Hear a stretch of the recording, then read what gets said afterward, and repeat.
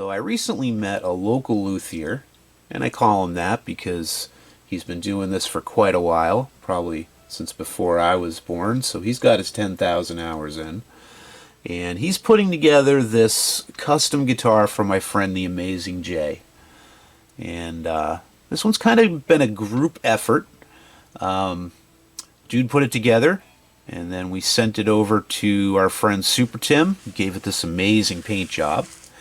And what's cool about this paint job is it matches the Amazing Jay's '69 Mustang. It's this like dark silver with some black, and it's got red accents, the red stripes on the seat, so this will match pretty good. And you know, when it's done, he can drive around his Mustang playing his custom Paul Reed Smith, if he can do that. But he's amazing, so he probably could. So I've been tasked with doing the wiring on this, and just going through it a little bit. It's going to be kind of tough, so let me set you up and show you what I got. Alright, so this is a Paul Reed Smith, as you can tell by the little birdies on the fretboard. And what I have here are two generic humbucking pickups. They're of no name. We might upgrade to EMGs at a later date, but this was what was in the budget right now. I also have a wiring kit for a Paul Reed Smith from Stuart McDonald, and I got it kind of laid out in the position it's going to be inside the cavity. So you got volume, tone, the switch, and let's see here what the kit has to say. This wiring kit gives you the 5 pickup combinations available on a Paul Reed Smith guitar. It is designed for use with 2 4-conductor humbucking pickups. Switch positions are neck humbucker, outer coils in parallel, outer coils in series, inner coils in parallel, and bridge humbucker. So for the rotary switch to work properly, the outside coils of the pickups must have opposite magnetic polarity. To check this, place one pickup over the other. If the pickups repel each other, the coils have the same polarity. The pickups will attract each other if the polars are opposite. Polarity can be easily achieved by pulling and flipping the magnet this way. They tell you to loosen the pole pieces and from the base plate, and it should slide right out. Well, with generic pickups, that's not easy. It's waxed in there. It didn't want to come out, so I basically had to almost take the entire pickup apart to flip the magnet. And you know, it's the first time I'm doing that, so I didn't really want to show you that on film. Some other notes here. The large diameter capacitor, the 0.050 microfarad, is used for the tone control. And there's a small cap here, which is wicked tiny. And that's a 180 picofarad, and is used to retain high frequencies and clarity as the volume control is turned down. Alright, so I think the first thing I'm going to do is take off the strings and mount the pickups, and then I'll get into wiring all this together, and then I can wire the pickups to this, and then I think we'll be doing pretty good. So yeah, let's start taking the strings off.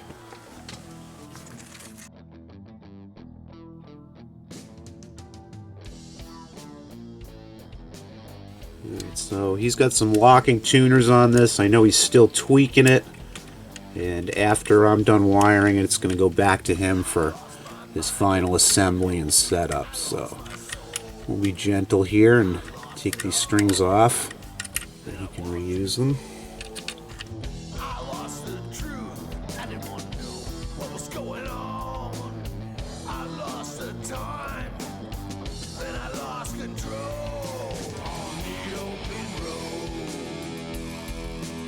I think that's about everything.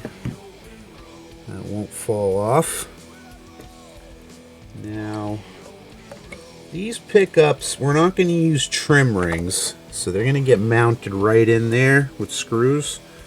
So the trim ring, your spring would go between, but since we're going to mount them straight down without trim rings, I'm going to have to drill these out so we can get a screw to go through there. So I'm going to do that now.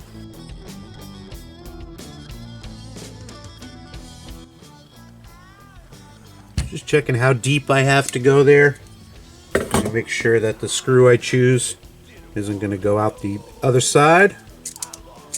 So screws here, I'm going to use some black ones. I got screws and I got springs. I think I want to kind of pre-drill these to about where they're going to go.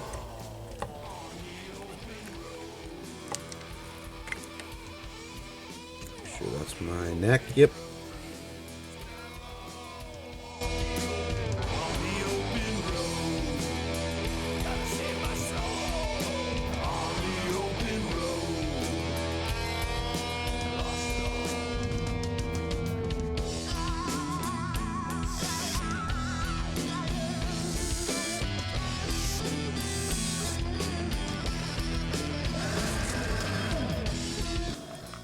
This is going to be the tough part.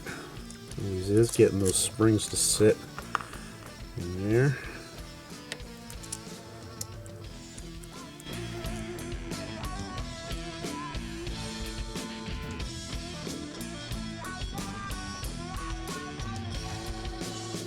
I lost my mind, don't know where it goes. I lost control.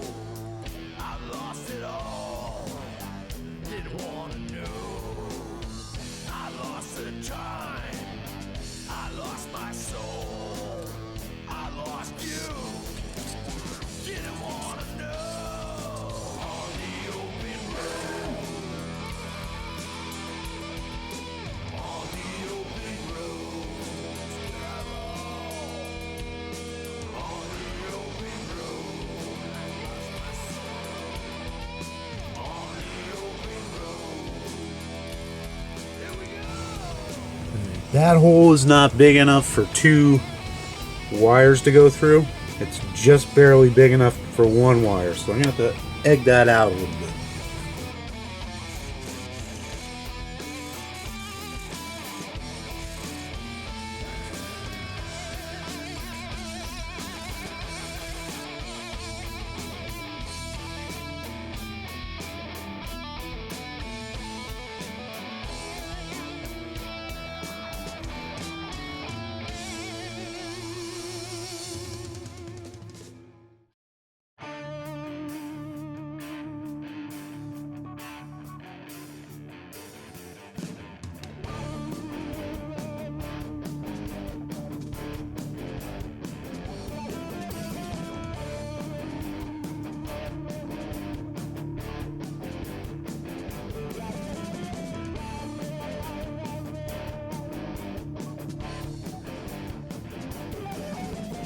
Earthquakes and tidal waves, tsunamis, nobody saves. See it on the news and 11. Alright, so I'm shielded. Pickups are mounted. I'm probably going to take them back out once they're all set up. I'm going to put some rubber pads underneath there to give it a little bit more stability. They'll sit in there, but I might even use longer springs. We'll see. At any rate, that's it. Let's move over to the wiring harness. Alright, I got my 3 units plugged into this foam board here, and they're in the configuration that they're going to be in when they're in the cavity. I'm going to start just laying out kind of, I think from the tone, I'm going to go from there. Just got to follow this diagram, put the wires where they're going to go, give them enough room for a little bit of stretch, and that should be it.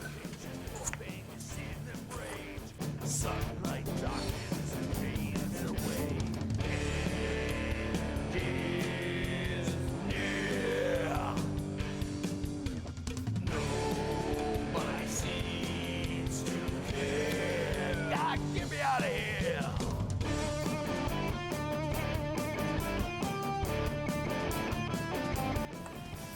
What I want to do here is, for instance, the other end of this tone also links up with the output jack and that little tiny cap.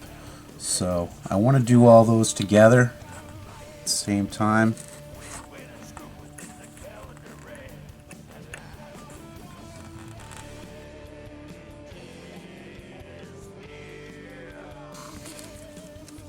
I've almost lost this one about 3 times. Look at how big that is. Can you see that? Oh, there, I almost lost it again.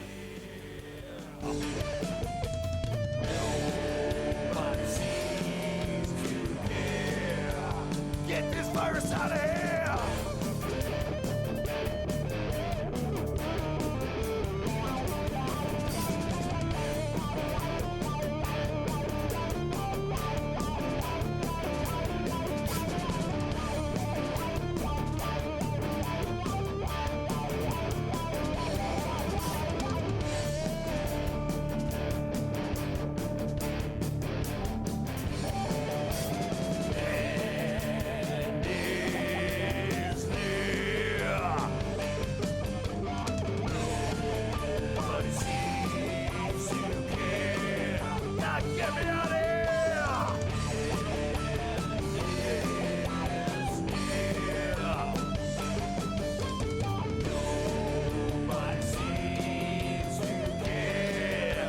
Get this virus out of here!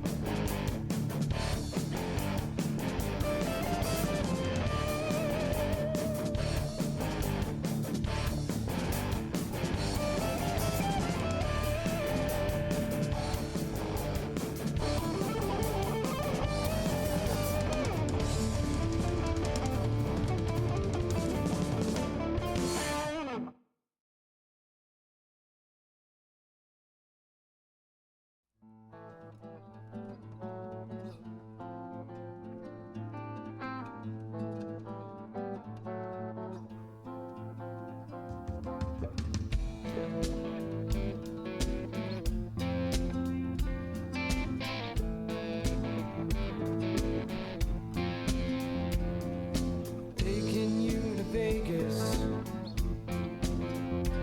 When I get back to LA. Stuck in New York City. And I've been quarantined for days. Alright, those electronics are in, and this thing is working fantastic. That was a real bear of a wiring job. In fact, I don't even want to talk about it. I had all these plans on bringing in and showing you how it's done, but it was just really frustrating, and I ended up just talking in circles more than I normally do, so I'll spare you that. There's a lot going on here with the switch. You know, it's a 5-way switch. We'll have the Amazing J show you all its functionality when we do a demo at the end, but I think, you know, a 3-way switch would have been just fine. And, you know, maybe in the future when we put new pickups in, we'll just switch it to a normal 3-way switch. And what more do you need than that, right? But I will tell you what helped me immensely. The StewMac wiring diagram was a little bit tough to follow. I was able to follow it, but, you know, this one was much easier to follow. This one was made by D. Henry 88, and it's titled The Real PRS 5-Way Rotary, and it looks like it was written by Brian W. George. So thank you, Brian. That helped me so much to get this working. So it's actually a couple weeks later, and the Luthier took it back and he did some setup on it. I think he might have put new strings on it. And now it's back to me to take it over the finish line. So the only thing I really need to do is carve some plates for it. So I'll set you up here and I'll show you what I got. So I think in a past life this guitar had some serious neck damage, or it was two guitars that had damage that were put together. Either way, there's a lot of screws in it. There's these 4 which aren't unsightly, but this plate hides 4 kind of unsightly screws, and that's why the plate was on there. And they're painted right in there. I'm not going to mess with those at all. But the Amazing J wanted his initials carved on this, and it would have been really tough for me to line this up in my machine and get them right where I wanted them, so I figured I'd just carve a new plate. So I took the design of the headstock, and I carved up this design. I got his initials in there, and I poured it with some 2-part epoxy, mixed with some red to try to pick up the the red stripes, and that just looks really cool in there, I think. So I've already got that pre-drilled. We'll put that down and call that part done.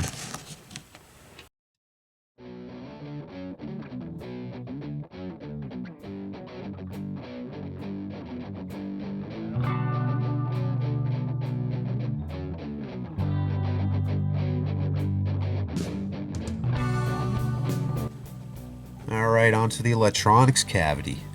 Now, the Amazing J gave me a couple ideas of what he might want carved there, but in the end he left it to me. And I figured since this is based on a Ford Mustang, specifically a '69 Ford Mustang, what better to have on there than the pony, right? That looks pretty good. So I carved and poured that. It'll sit right down in there. And if you're interested, here's a little bit of footage of me carving out these plates on the CNC router.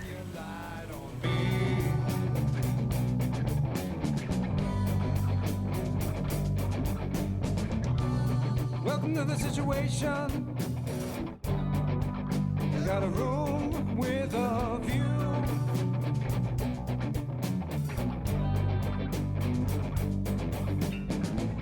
It's so very nice to see you and all that you do.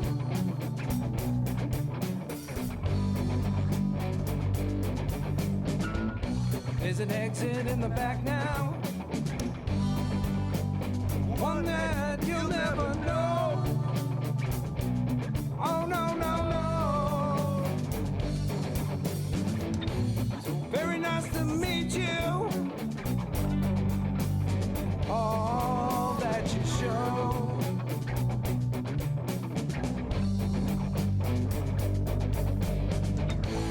Feel myself falling, but I don't want you to catch me. 'Cause sometimes ain't all what it seems.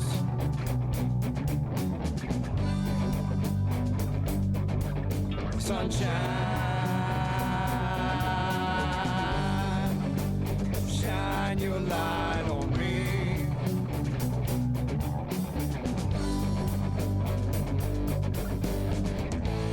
Feel myself falling, but I don't want you to catch me. No.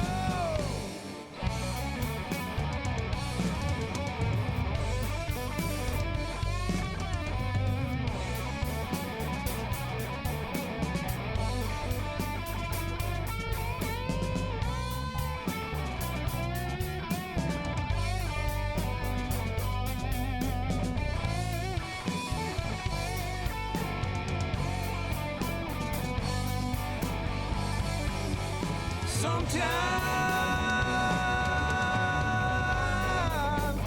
ain't all what it seems.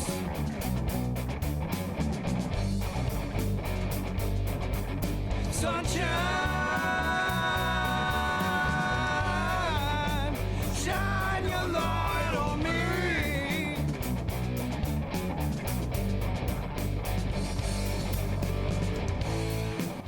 Man, I could watch that stuff for hours. Now I need to figure out how to fasten it in there, and they don't give you much meat on the edge here to get a screw in. I suppose I could, but it would be a pretty small screw.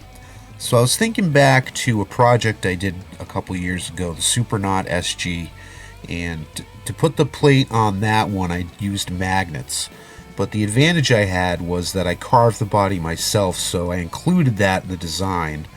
You know, the depth of the magnet to sit right down there on a post that was already carved in there. But I don't have that here. So I was looking around trying to see what I can come up with. And I have a bunch of these like maple dowels. They're really strong. And I had some nice screws, and I have my magnets, of course. And I'll show you what I came up with. Alright, here's what I came up with. I cut that dowel down to about a 1/2 inch below the surface of the cavity. I drilled a hole in it, and I sunk a screw in it. And then I ran it through my belt sander a little bit. It gives me a little bit more gluing surface. And then the magnet, of course, touches the top of the screw. So my intention is to mix up some 2-part epoxy and glue this dowel in right there. And I can glue another one right over here, just like that. And then once that sets up, I can kind of figure out where I need to glue the magnets to the back of this plate. And by having the screws, it gives me an adjustability to make sure that the plate's not too loose or too tight. So that's what I'm doing next. I'm going to glue these in, and we'll see how that works. Alright, so it's the next day. These posts have cured in there pretty well. What I did was put the magnets on top of each. I took a little bit of cheap white acrylic paint, put a dab on there, and while it was still wet, pressed this plate down, and then I was able to find the location of where the magnets need to be glued. I circled those with some silver paint pen and then just wiped off the cheap acrylic paint. I cleaned off the magnets too. So I'm going to mix up some of this Gorilla epoxy, this 2-part stuff. Hopefully that's strong enough to hold the magnet on there. And yeah, that should work pretty well. Gonna be with you before too long.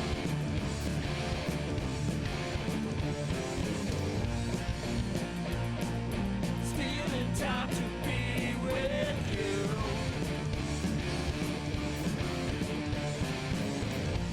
Alright, that glue is set up. I made some adjustments on the screws here for height, and it just kind of fits down in there, and that's it, magnetized. And you can just kind of pop it off with a pick if you want to, and that should work. Awesome. Alright, dude dropped off Dunlop strap locks, and I've already pre-drilled there, so get those installed.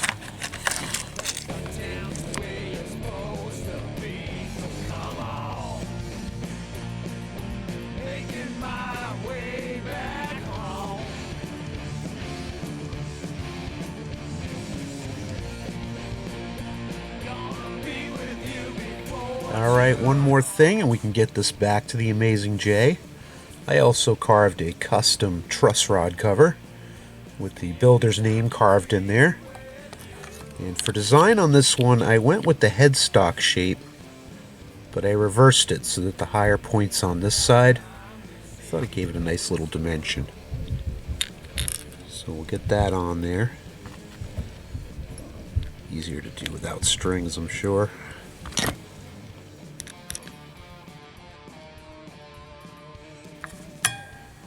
Nice. Some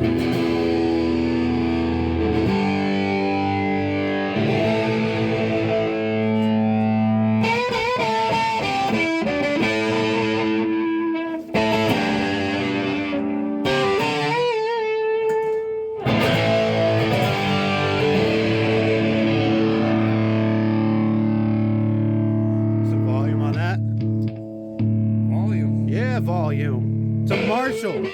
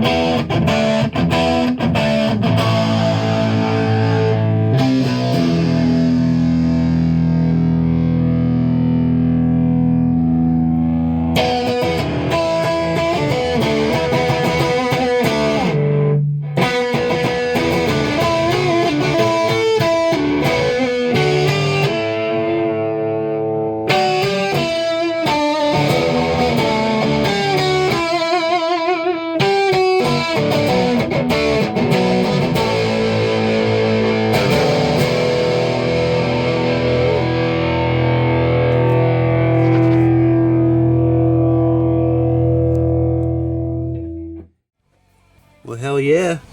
That looks fast, huh? The Paul Reed Stang. What do you think of that? You know, I love everything about this guitar except for position 2 and 4 on the switch. I just think it kind of makes it sound a little weak. If it was my guitar, I'd probably put a 3-way switch in there. More like a Les Paul. Simplify it a little bit. I'm a simple guy. I really only need that pickup anyway. But I know the Amazing Jay likes to make some amazing sounds, so we'll see what he wants to do with it. You know, I'm really happy to have been a part of this build. I want to thank Joe the Builder. I want to thank SuperTim the Painter. I want to thank the Amazing Jay for bringing me in on it. And I want to thank you for watching. So give me a thumbs up for filming it for you, and we'll talk again soon.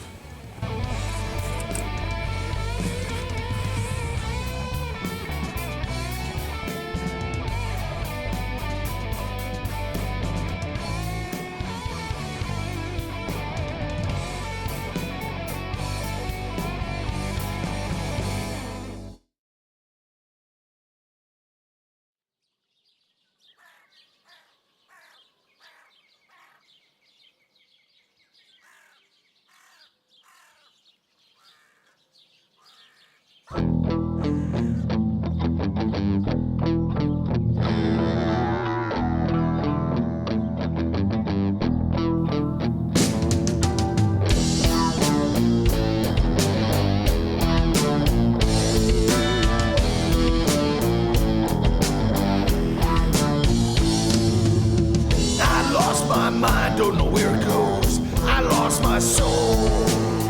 I lost it all. Then I watched it roll. I lost the truth. I didn't want to know what was going on.